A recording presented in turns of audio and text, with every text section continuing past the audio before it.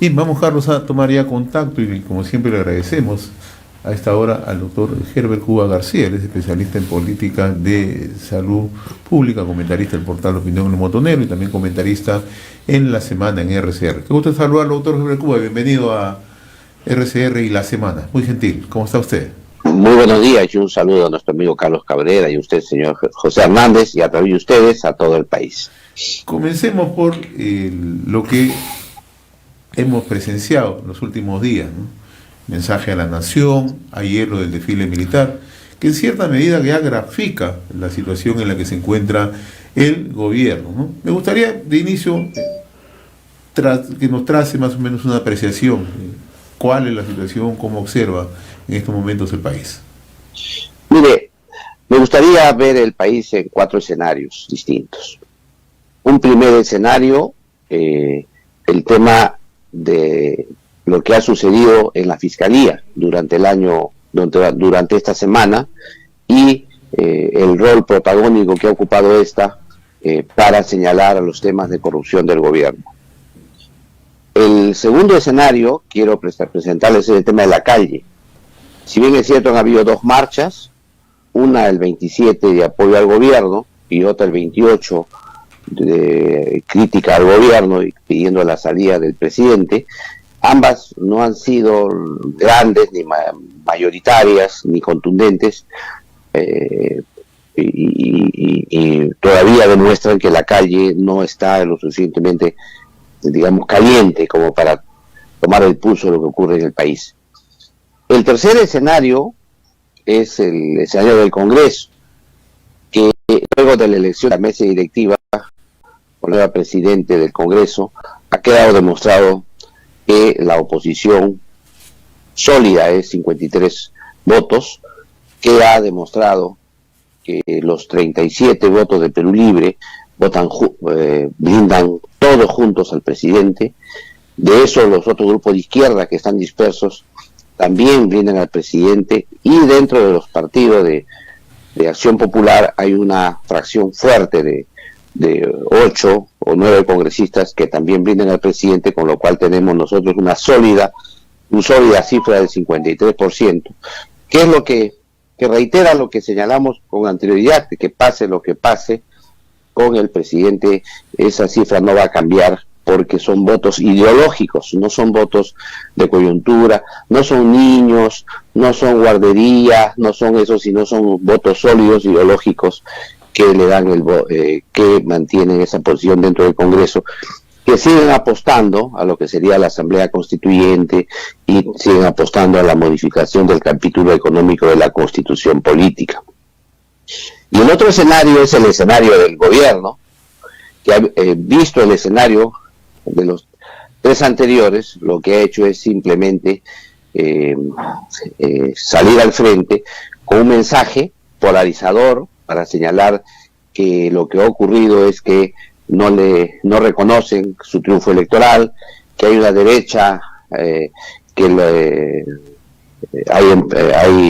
derecha, hay empresarios que lo persiguen, y también hay una prensa que lo persigue y que no lo dejan gobernar, inclusive de antes de tomar el gobierno, y que además se reconoce como una crítica menor haber hecho malas designaciones, y por lo tanto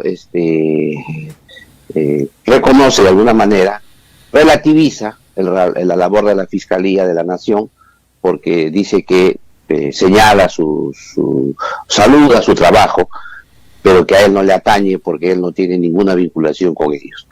En consecuencia, por un lado, polariza mucho, con mucha fuerza, y por el otro lado se victimiza al señalar que no lo han dejado gobernar al comienzo, y además salda su responsabilidad y dice que él no tiene nada que ver, que es su entorno inmediato que han abusado de su confianza para esos cargos.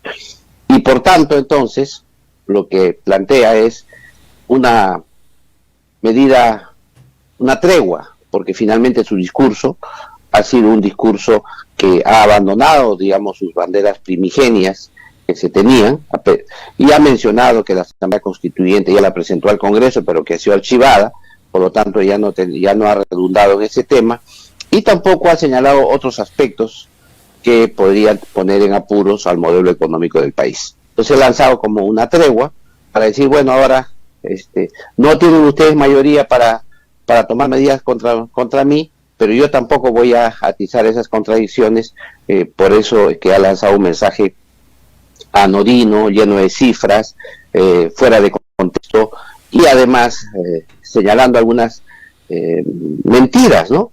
Porque como todos sabemos, el Perú tiene el momento de la pandemia, 2020-2021, el país estuvo paralizado, sus cifras macroeconómicas cayeron drásticamente, y por lo tanto compararse el 2022, cualquiera de los 2 años, el 21 o el 20, las cifras pues van a ser extraordinariamente buenas.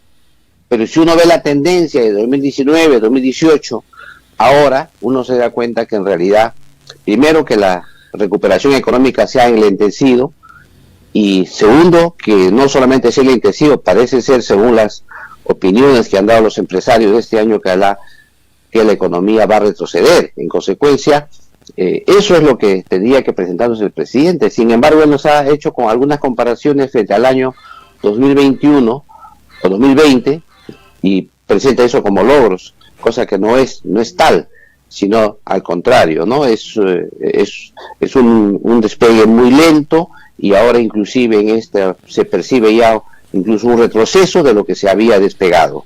Entonces, esos problemas se han presentado y en cada uno de los sectores, que lo que ha hecho simplemente es pasar revista, ¿no?, a cada uno de los sectores con unas omisiones increíblemente groseras, como he señalado yo, por ejemplo, no se ha referido a Salud, que es una institución sumamente importante para la salud de los peruanos.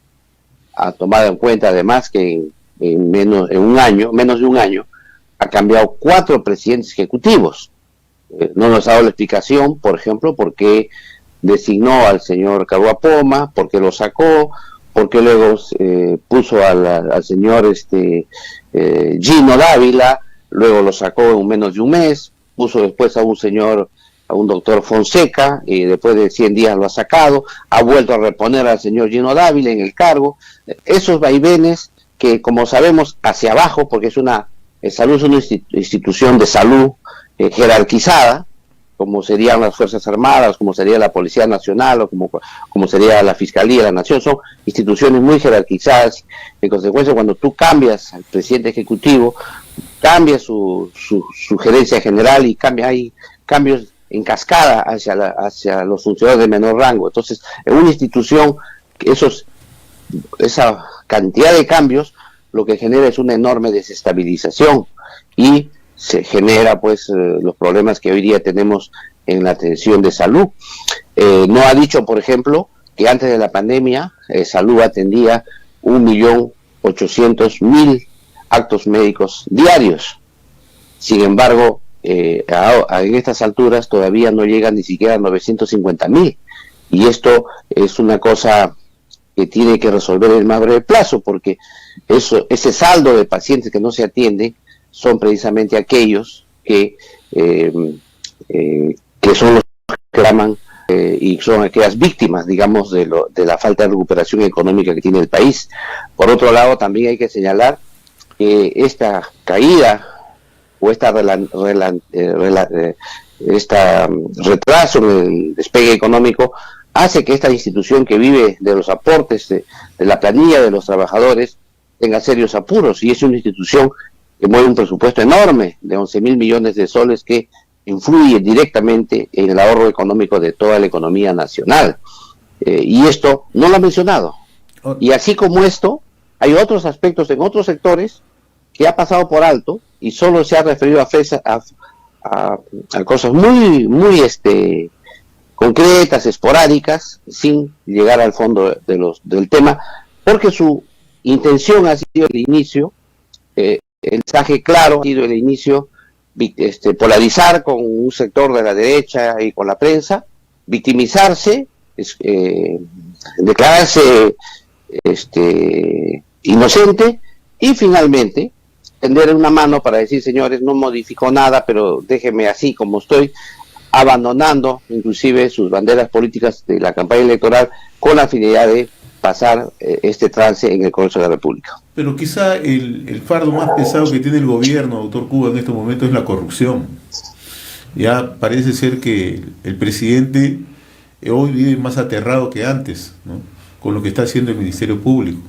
Yo creo que tarde o temprano al presidente de la República le van a pasar la factura por todos los hechos que se van conociendo. Si bien es cierto, el discurso, el mensaje ha sido totalmente anodino, sin importancia, en lo que hemos visto ayer, ¿no?, en el desfile militar, si se puede llamar desfile militar, ¿no?, pero el presidente tiene en estos momentos una carga pesadísima.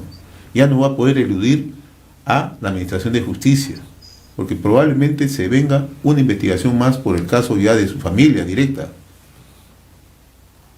¿no? Ya, pero ahí hay un problema, amigo José. Lo que ocurre es que todo eso pasa por la interpretación constitucional y la inmunidad y la protección que tiene el presidente. Es cierto que los casos son escandalosos. Sin embargo, esto tiene que aplicarse en el Congreso de la República. Y como hemos visto anteriormente, 53 a 55, podríamos contar inclusive, de blindadores en el Congreso que no hacen mella cualquier denuncia llegue ahí. Pero hay un dato adicional. Tienen que enmarcarse en lo que permite la Constitución Política del Estado. Y en ningún momento la Constitución señala que por estos casos se pueda ser vacado o pueda ser excluido el presidente. Por eso es importante que el Congreso, en este caso, estos 53 o 55 blindadores, puedan cambiar de opinión, mirar las cosas de otra manera, ponerse a tono con lo que quiere la población. Hemos visto en las encuestas, por ejemplo, que el presidente Castillo ha perdido aceptación, sobre todo en los lugares donde tenía amplia mayoría, que es en el sur. En las encuestas dan un bajón enorme en el sur, que era su bastión electoral. Eso solamente pone en evidencia que no hay una sintonía del gobierno con lo que quiere la población, a pesar de sus viajes, de sus visitas que ha hecho, de su enorme campaña política que ha hecho a nivel de todo el país, sobre todo en las regiones donde tenía respaldo. Esto no ha sido revertido, esta caída brusca de su aceptación. Lo que sucede es que, si es que los partidos políticos, incluyendo a la izquierda, no se dan cuenta de que existe una polarización inadecuada, que no es útil para el destino del país, y no ven una salida a esta circunstancia, creo que las cosas van a seguir perjudicando a los peruanos, aunque, como hemos visto, la calle todavía no se pronuncia como se esperaba que lo hiciera. Yo creo que esto solamente nos hace lamentar que cuando la calle salió con fuerza, que fue ese día del encierro inopinado que nos propició el presidente de la República, un encierro que la población salió masivamente a protestar y que pedían la salida, y que el Congreso, en lugar de hacer ejercicio de esa masa en la calle y tomar decisiones dentro del hemiciclo, lo que hizo fue ponerlo en la sala Grau, hacer una reunión con varios congresistas, lo abrazó, lo blindó, lo protegió, y cuando ya pasó la marea popular, recién el presidente salió con la promesa de que iba a derogar un decreto, el decreto que había dado la inmovilización obligatoria, que no lo hizo tampoco al final. Por eso es que creo que la población se da cuenta que sus respaldos, sus reclamos no tienen sentido, porque no tienen un destinatario, y esto es lo que permite avisorar que si no hay algo que mueva la conciencia de estos blindadores dentro del Congreso, va a ser bien complicado que tenga una salida democrática en nuestro país. Bueno, si bien es cierto, doctor Cuba, es bien difícil pensar que ellos iban a modificar la posición que tienen en este momento, porque muchos de ese grupo que hemos visto ahí, que blinda al presidente, ya han pasado una línea, una línea de la legalidad, y cada vez se conoce un poco más de información. Se decía que eran 6, después se dice que son 12, y realmente esa cifra, tal como va, seguirá incrementándose. O sea, ya no es una, como decían, ya no hay una guardería, parece que es un puericultorio político que tiene ahí el presidente, ¿no? Manejando. Sin embargo, no lo van a hacer por razones políticas, pero también por una cuestión de protección en sí mismo. Saben que en el momento en que pierdan esa posición que tienen en este momento, son pasibles de enfrentar procesos penales y posiblemente ir a prisión. Entonces ahí hay una cuestión pragmática, ¿no? Y el propio presidente parece que está en esa encrucijada. Entonces, pero el hecho mismo de que hay interpretaciones constitucionales que señalan y protegen al presidente, sin embargo el entorno familiar no está protegido. ¿Qué va a pasar, por ejemplo, si desde el Ministerio Público, desde el aspecto judicial, se determina, por ejemplo, procesos acelerados, detenciones a los entornos familiares más cercanos del presidente? ¿Eso no lo debilitaría acaso? ¿Eso no daría ya más, daría una característica mucho más inviable? Entonces, ¿por dónde por dónde estamos viendo el desenlace? Ya no sería el tema estrictamente de carácter político, sino básicamente de carácter judicial, por un debilitamiento del entorno familiar del propio presidente. ¿O no juega esa figura en este escenario? Mire, en cuanto al primer tema que usted ha señalado, del tema de los niños, lo que la población no debe saber es que al margen de corrupción o no corrupción, de niños o no niños, Acción Popular y algunos otros partidos que han entrado como llamado centro, inclusive con derecha, son de izquierda. Son de izquierda. Este sector de Acción Popular, por ejemplo, incluido su vocero, ¿no es cierto?, son gente que proviene de la cantera de la izquierda. Son una Acción Popular, pero de izquierda. Y ellos concuerdan plenamente con el tema de la Asamblea Constituyente, concuerdan plenamente con el tema del cambio del capítulo económico de la Constitución actual política. Por eso es que ellos son ideológicos. Al margen de eso, que se le puede agregar que son niños, que tienen vínculos con el gobierno, que reciben dádivas del gobierno, etcétera, ese es un capítulo aparte.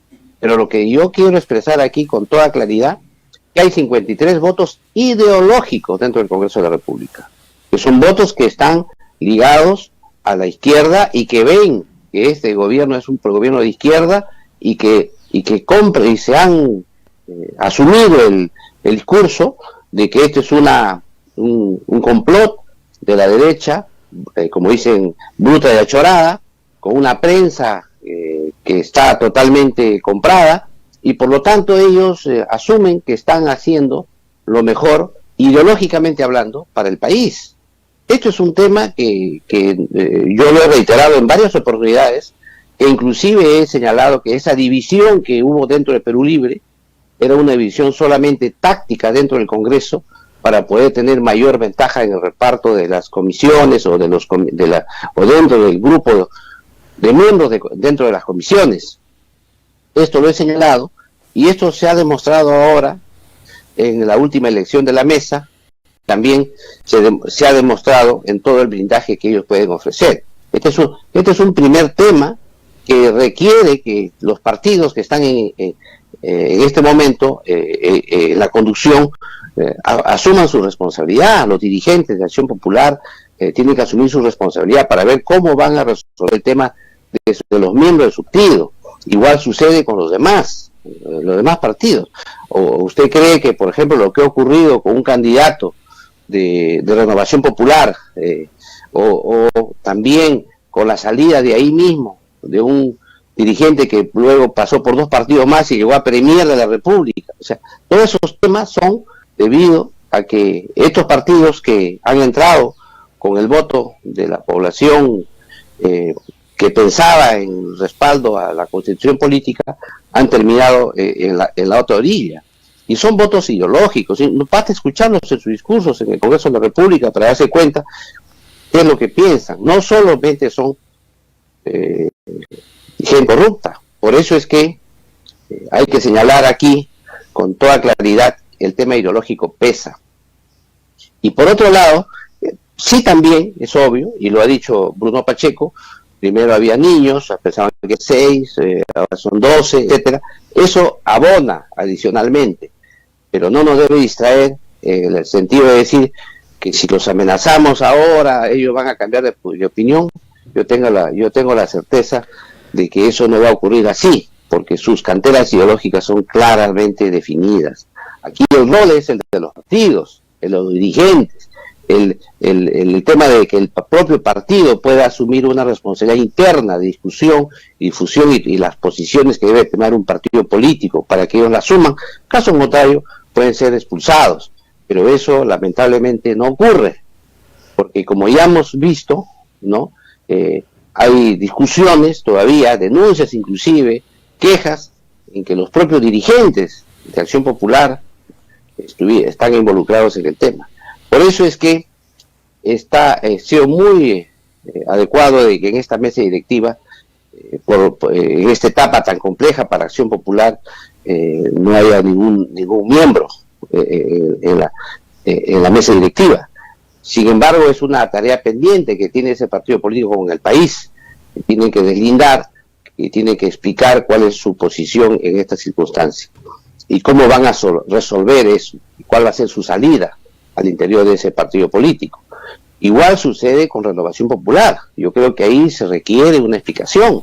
No solamente basta salir y no sé cuánto, tiene que hacer una explicación porque se necesita que la población conozca con detalle. Igual podemos hablar de los demás partidos que de alguna manera casi han puesto en riesgo la elección de la mesa directiva, porque esa multiplicidad de candidatos de 4 listas ha podido poner en riesgo la elección de la mesa directiva.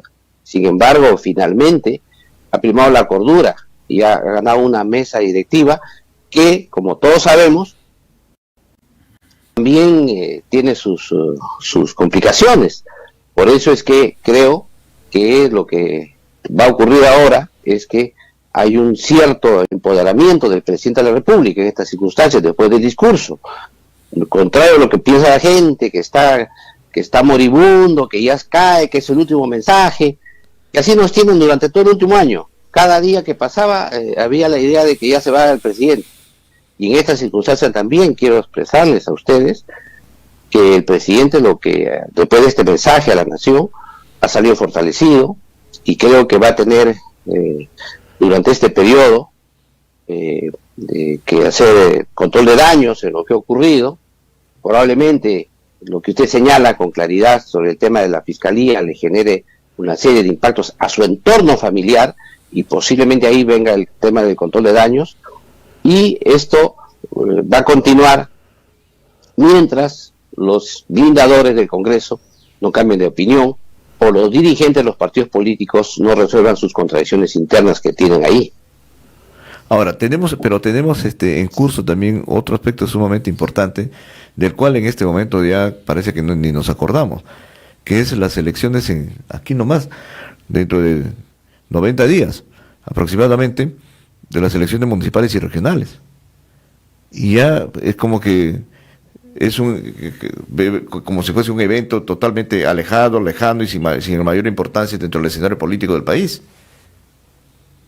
Mire, yo creo que las elecciones van a ser muy importantes y yo creo que va a reconfigurar el escenario político.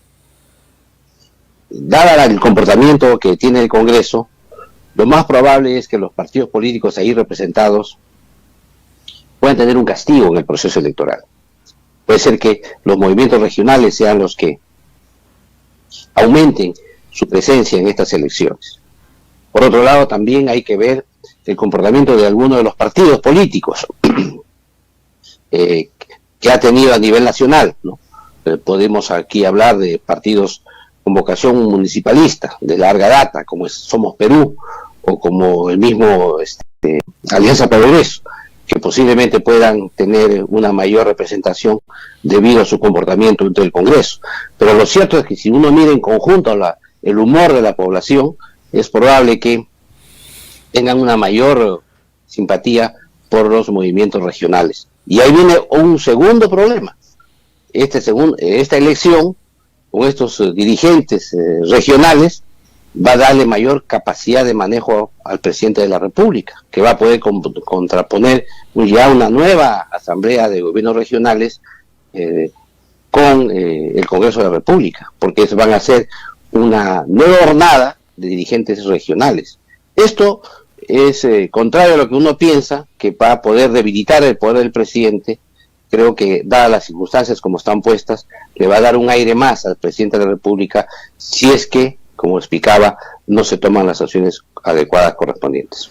O sea, en términos concretos, doctor Cuba, usted, en estas circunstancias, tomando la foto hoy, por decir, usted le ve al presidente con más cuerda que antes.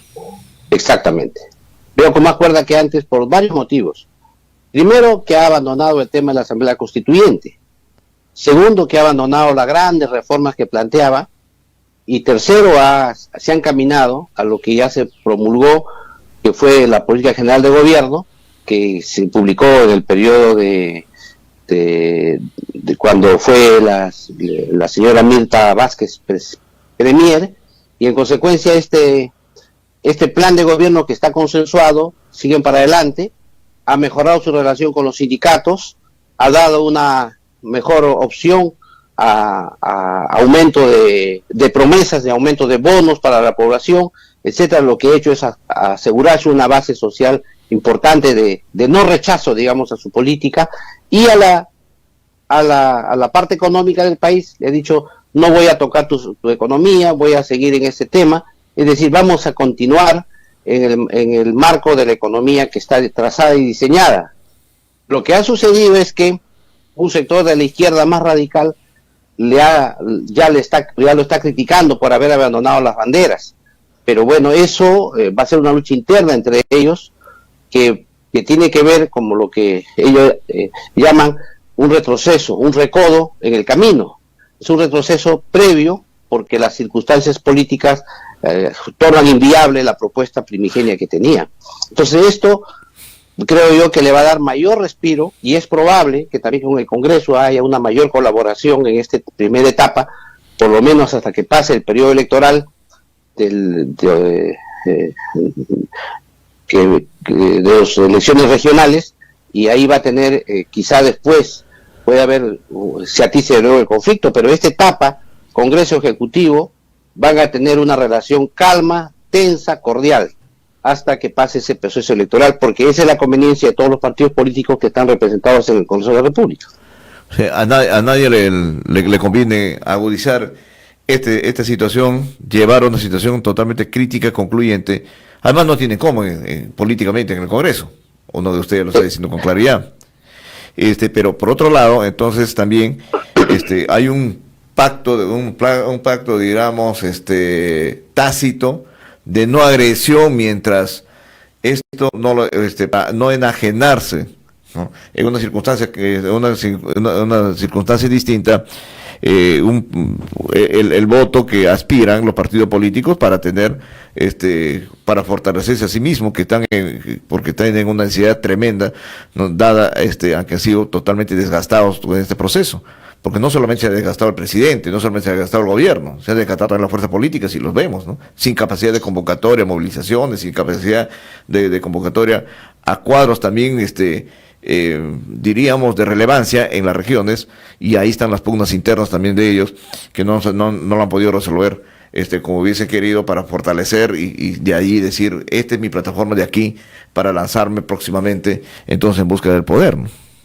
Claro, lo que ha hecho el presidente estos días recientes es dar pautas exactas de organización de los trabajadores, de los sindicatos, da pautas para la organización de las rondas campesinas, los ha incluido como si fueran poblaciones nativas originarias, da rondas de organización de la población más politizada dentro del país a nivel nacional. Ese es un primer aspecto. Segundo, ha dado muestras de querer resolver los temas gremiales y laborales, al menos en el discurso, a pesar de que no ha puesto presupuesto, pero al menos lo ha dicho verbalmente en el discurso del 28 de julio. Por eso es que lo que ha asegurado por ese lado es una base social que impida desde abajo el tema de una marcha general contra él para la vacancia o para su salida del poder.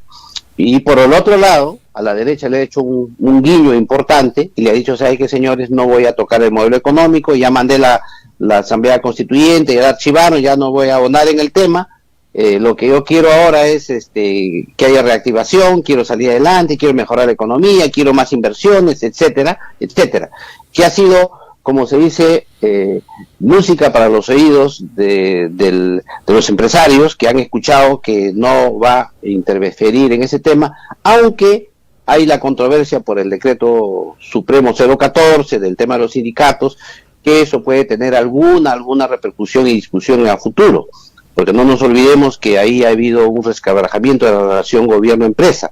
Sin embargo, esto es un tema que se puede tratar y discutir si es que se respetan las reglas macroeconómicas que establece la Constitución Política del Estado, que es lo que él ha señalado en su discurso.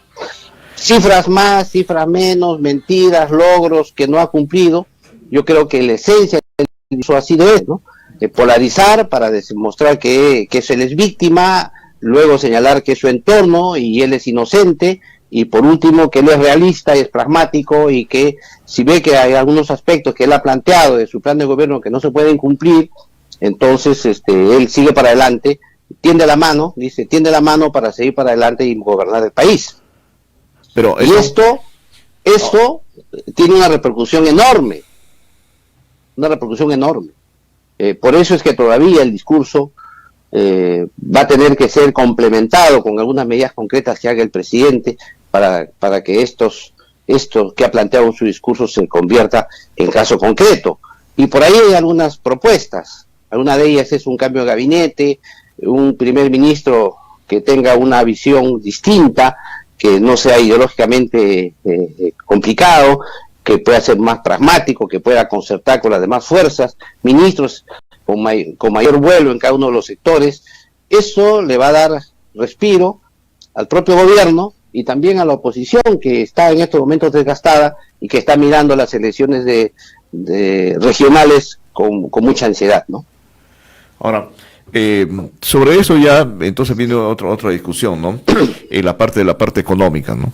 Entonces las principales fuentes de ingresos que ha tenido el país, bueno, como en la actividad minera, está bastante resentida, diríamos, ¿no? en este tema. El tema de la Bambas es un tema emblemático que está golpeando fuerte hacia afuera, ¿no? Sobre este tema de la inestabilidad política que hay en el país, ¿no? y el cambio de reglas de juego que se está dando. El tema de la agroexportación, que en un principio se manifestó muy sólido y que ahora también, dado las turbulencias, no solamente en el Perú, sino en el mercado internacional, el tema de los fletes y el tema de las crisis en otros mercados, está golpeando muy duro, ¿no? Y el tema, por ejemplo, de la exportación de determinados tipos de productos, en los cuales se habían logrado y se lograron mercados muy, muy interesantes, como dicen, está en picada en este momento, según la versión de algunos agroexportadores importantes que tiene el país. Entonces, esto configura quizás escenarios de una crisis que vamos a ver, pues, si este discurso, este escenario diseñado ahora, lanzado allí, puede ser capaz de manejar y de equilibrar. Sí, yo creo que su visión de aspecto. Yo creo que uno de los aspectos esenciales que tiene que resolver el presidente es la inversión en el sector minero. Esto es quizá la prueba de fuego. Si el presidente logra, después de este discurso de que va a respetar las reglas macroeconómicas de la economía, después de este discurso que ha tenido el presidente el 8 de julio, logra articular con personas idóneas, restablecer primero un reinicio agresivo de la actividad minera. Este es un primer aspecto. Y el segundo aspecto que usted ha señalado muy claramente y que creo que es contundente es el rol de la agroexportación. Y ahí también el presidente tiene que señalar con mucha claridad y precisión. Esas son pruebas. Y quizá la tercera prueba que tiene es que tiene que fortalecer la gerencia que tiene de todos los sectores de los ministerios. Si no mejora la gerencia, la ejecución presupuestal va a seguir siendo baja, la ejecución presupuestal pública, que en esta circunstancia tiene que liderar inicialmente mientras se mejora la inversión privada, porque la inversión privada está de caída. Por eso es importante que este giro que ha dado el presidente, porque es un giro estratégico importante, llámese como se le llame, este es un giro estratégico, y creo que este giro estratégico tiene una razón de ser, el realismo político, porque era consciente que la confrontación iba a ser inevitable y desgastante tanto para el gobierno como para la oposición. Este es un giro estratégico sumamente importante que esperamos que las fuerzas políticas sepan comprender, porque de lo contrario, exigirle al gobierno pruebas contundentes. Señor, ¿qué vamos a hacer con la minería? ¿Qué vamos a hacer con la agroexportación? ¿Qué vamos a hacer para mejorar la gerencia de los ministerios de salud? ¿Qué vamos a hacer para mejorar la ejecución presupuestal? ¿Qué vamos a hacer para que las prioridades nacionales establecidas en el Plan General del Gobierno se cumplan? Esto creo que es importante. Yo sé que no era lo que se esperaba, porque hay un desazón en todos los sectores del discurso del presidente o del comportamiento del Congreso. Pero es lo que tenemos, eso es el realismo y eso es lo que hay que mirar. Y el presidente ayer, finalmente, doctor Cuba, el presidente ayer, si apreciamos así, de manera, digamos, de cara a la realidad, ir allá a la Comandancia General del Ejército a hacer un desfile a puertas cerradas, no era pues, según lo que vemos, no era para dar un mensaje diciendo, ¿sabe qué? Sí, pues hay que celebrar las fiestas patrias, vamos a hacer el desfile porque no hay condiciones, se ha alegado una serie de cosas protocolares de salud y X motivos, ¿no?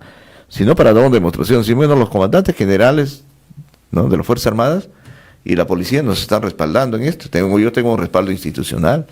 No estamos en riesgo de esto. O sea, yo no corro riesgos de que aquí pueda haberse un rompimiento, por ejemplo, de la vida democrática, ¿no?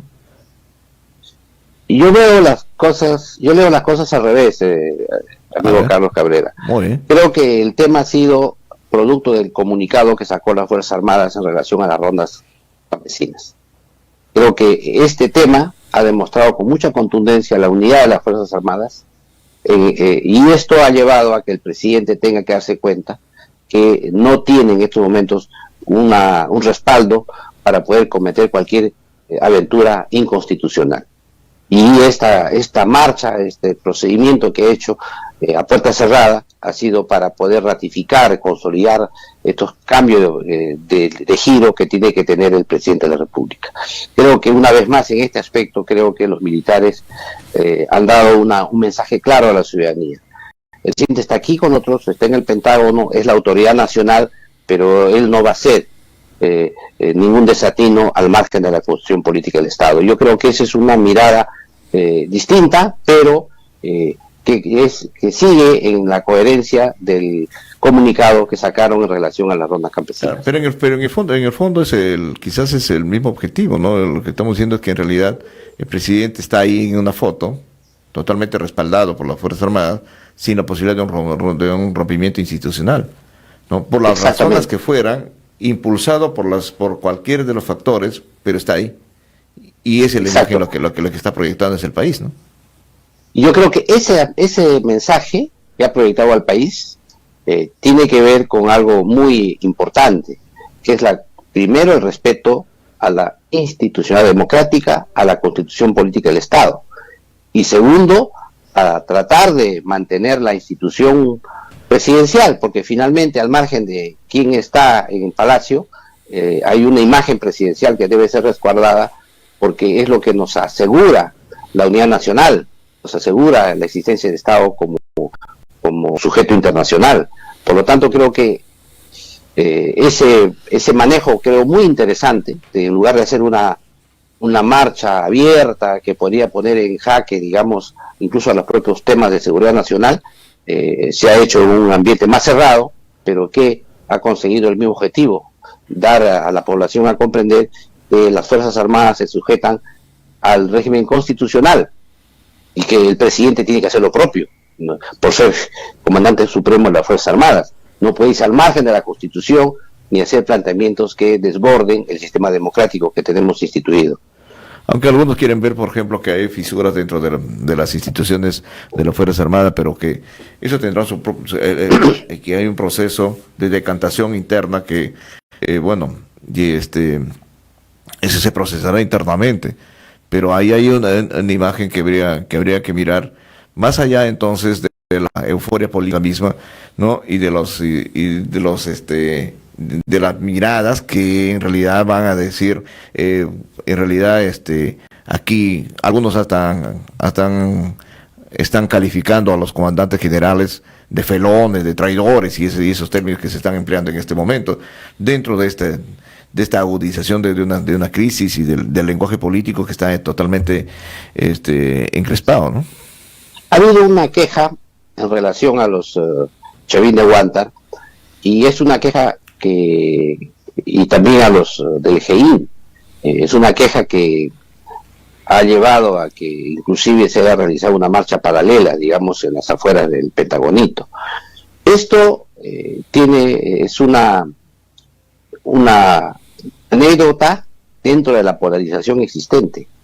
¿Por qué digo una anécdota? No en el sentido peyorativo, por si acaso, en el sentido de fondo. Es parte de las cosas que se escapan cuando uno tranza, parte de las cosas que cuando hay negociaciones uno pone las fichas que cree, y a veces algunas fichas que son esenciales se quedan fuera sin haberse dado cuenta. Yo creo que ese es el tema que ha ocurrido con los Chavín de Huántar y con el personal del GEIN, que curiosamente coinciden con el perfil ideológico del presidente, porque hay que señalarlo con toda claridad. Entonces esa salida, que la presentamos quizá inadecuadamente como anécdota, genera un tema político de ribetes mayores, porque es la demostración clara de la antipatía que le tienen a estas dos organizaciones del Estado. Por eso es que ha habido esta reacción inmediata de parte de la población ante esta omisión, pero que creo probablemente en los días que vienen va a haber un resarcimiento a este tema, porque lo que menos quiere en estos momentos el presidente y tampoco el Congreso de la República es que por un tema de esta naturaleza pueda quitarse este equilibrio que han conseguido con tanto sacrificio, porque finalmente lo que se quiere es que la economía, el sistema económico funcione, se respeten las reglas macroeconómicas y que se mejore la gestión del Estado. Y si el presidente lo ha anunciado en el mensaje, hay que tomar la palabra, y lo que hay que hacer es exigirle, eso sí, ahora, pruebas de esa constricción, y esperamos que en los días que vienen esto se dé. ¿Y cómo miró en términos ya del tema, el discurso en términos de salud, doctor Cuba, que forma parte de su último artículo? Mire, en el tema de salud, siguiendo la misma lógica del discurso general, no ha propuesto absolutamente ningún norte para el sector. Es decir, ha mantenido las cosas como están y solamente se ha referido a la lucha contra la pandemia, y de esto solamente en el tema de la vacunación. Y aquí quiero hacer una salvedad, que si bien es cierto la vacunación es muy importante, pero no eso es lo único que va a resolver el tema de la pandemia, y de las otras que aparecen como la viruela del mono y las otras endemias que tenemos en el Perú de modo recurrente. Esto no ha mencionado en absoluto. Y el segundo tema dentro de esto de la vacunación ha llamado la atención, que señale que son las poblaciones nativas o originarias las beneficiadas, cuando todos sabemos que precisamente han sido las rezagadas las que menos vacunas han tenido y las que el menor porcentaje se ha llegado a su cobertura. Más bien al contrario, que debería haber hecho aquí un mea culpa, haber hecho una autocrítica y haber señalado que va a reforzar eso, que está bien que lo haga porque se necesita, pero eso no es ningún logro. Por otro lado, también se ha referido a algunos hospitales que ya estaban en cartera, que ya están en construcción, que ya están incluso tienen leyes. Por ejemplo, el Hospital Sergio Bernales tiene una ley, el Hospital de San Juan de Lurigancho tiene otra ley, el tema del Hospital Lorena del Cusco, que es un tema de corrupción gigantesca que ocurrió en el gobierno del presidente Humala, que viene del año 2014 y que hasta la fecha no se resuelve, ha señalado que va a empezar este año a demoler y a empezar a construir, y otros establecimientos más que ya estaban en cartera, que no son ninguna novedad en el momento actual, pero que los ha restado por el impacto político que tienen, por ejemplo, el hospital de San Juan de Lurigancho, porque su población es enorme, ¿no?, de más de 1 millón de habitantes. Por otro lado, también ha ido a temas más concretos, ¿no? Ha señalado el tema de la compra de medicamentos del cáncer, cuando todos sabemos que hay una aguda escasez de estos medicamentos en el Sistema Nacional de Salud. Luego ha señalado también el tamizajes para detectar cáncer, etcétera. Se ha referido ahí y ha dado por lo menos una mirada al tema, que también suena como autocrítica, porque esos son los sistemas que más se han perjudicado durante el presente año. Por otro lado, se ha referido también al tema laboral, que creo que es el tema que esperaba mucha gente, ¿no? Aquí hay primero lo que no ha dicho. No ha dicho, por ejemplo, el tema de la escala salarial, es decir, cómo va a ser para cumplir con el tercer y cuarto tramo de la escala salarial que tienen los profesionales de la salud y trabajadores de salud. ¿Cómo va a ser? Esto más o menos significa 1.300 millones de soles anuales, y hay un retraso de 2 tramos, por lo tanto estamos hablando de 2.600 millones de soles, más o menos, que debería tener ya presupuestado para cumplir ese compromiso.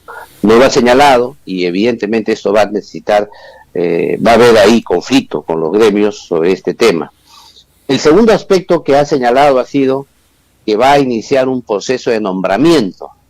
Sin embargo, este proceso debería tener una ley, es decir, debería adjuntar a su dicho un proyecto de ley, porque como todos sabemos, una ley de nombramiento requiere iniciativa de gasto y el Congreso de la República no lo puede hacer. Por lo tanto, aquí esto puede generar mucha expectativa, pero mientras no se vea en blanco y negro el proyecto de ley dado por el Poder Ejecutivo, no sabemos si esa propuesta se va a cumplir o si hay el dinero suficiente para cumplirla. El otro aspecto que ha señalado es el paso de los trabajadores CAS COVID a CAS regular. Hay que explicarle a la población que los trabajadores que son CAS regular se encuentran en la planilla del Estado, están registrados en el sistema del Estado y por lo tanto están en el marco del grupo de remuneraciones. Eso están bajo el marco del decreto legislativo 1077 o 1057, como dice la gente. Sin embargo, hay otro tipo de CAS que se crearon durante la pandemia, que son los denominados CAS COVID, que no están dentro de la planilla estatal, se les paga por servicios, como conocidos antes no personales o por terceros, pero que tienen una especificidad porque sus contratos tienen tiempos de inicio y tiempos de finalidad, de fin, perdón. Entonces, en este caso, estos plazos se cumplen ya, ahora en 1 de agosto ya deberían ellos estar despedidos. Lo que llama la atención es que el presidente, el 27 de julio, haya observado la norma, el autógrafo, el proyecto de ley que había hecho el Congreso de la República, en lugar de promulgar la ley, y al siguiente día, el día 28 de julio, proponga que eso va a ser una realidad, que los CAS COVID van a pasar a CAS regular. Y además, sin tomar en cuenta que el día 1 de agosto ya se van todos a la calle porque se concluyen sus contratos. Entonces, esa propuesta es un poco incomprensible, porque por un lado no firma una ley que debería hacer efectivo esa promesa, y por otro lado el día 1 de agosto los despide a todos. Entonces, este tema es lo que ha generado controversia. Por eso es que el Congreso de la República el día de hoy sesiona para aprobar por insistencia esa ley que ha observado el presidente de la República, para aprobar que los CAS COVID pasen a CAS regular, de tal manera que el día 1 de agosto estos trabajadores no sean despedidos y al contrario empiece su traspaso ya al CAS regular y puedan entrar en la propuesta que ha hecho el presidente de la República del nombramiento de todos los CAS en modo progresivo a partir del próximo año. Creo que esto es lo que ha generado algún nivel de controversia en el sector. ¿Qué cosas no ha tocado Perdón, discúlpeme, me iba a preguntar algo, don José Hernández? No, siga, doctor, siga. ¿Qué cosas no ha tocado el presidente? No ha tocado de salud, que creo que era muy importante que el presidente nos exprese, nos explique por qué estos cambios introspectivos de 4 presidentes ejecutivos, nos expliquen cuál es el norte que debe tener la salud, cómo va a ser para aumentar su cobertura, su financiamiento, pero sobre todo para que se mejore los servicios que se entrega a la población, que se por lo menos en el corto plazo se logre el número de actos médicos que se realizaba en el año 2019 y luego cuáles van a ser las medidas para corregir y seguir incrementando la acción de la población afiliada.